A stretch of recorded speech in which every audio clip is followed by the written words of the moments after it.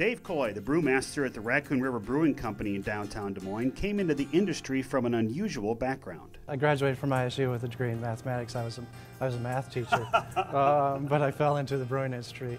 I was a hobbyist, a home brewer by hobby before I moved out. I actually moved back from Colorado for our opening in '96, but we opened up in May of '97. And the restaurant and brewery is still doing well with 15 years under its belt.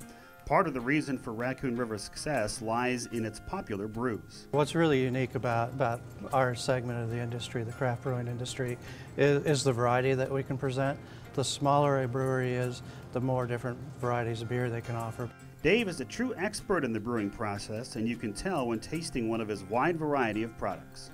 I've got a Pilsner that's a nice light lager, and then all the way to our black IPA, the Midnight Bandit. Dave takes us through the building process behind beer. What I have here is malted barley, and malted barley is basically the seed of a grass plant. And it's the store of starch that's in the seed right here that would provide the sugars that ultimately get converted into alcohol to make beer. This is caramel malt, and you can see that it has a little richer golden color to it. And then you can have a rich roasted malt like this. This is chocolate malt, and so that would add your darker components to a beer like a stout.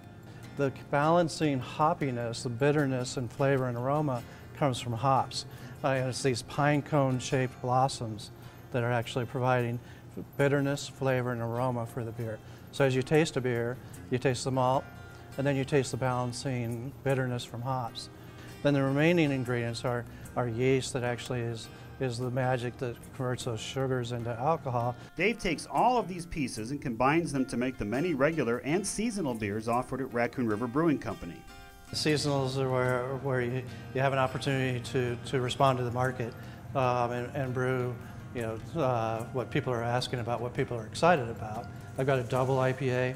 I've got our Lakeside wheat, which is an American wheat that's flavored with lemongrass, lemon balm and coriander, so it's got that toasty background from wheat, then with a citrusy spice character from those herbs.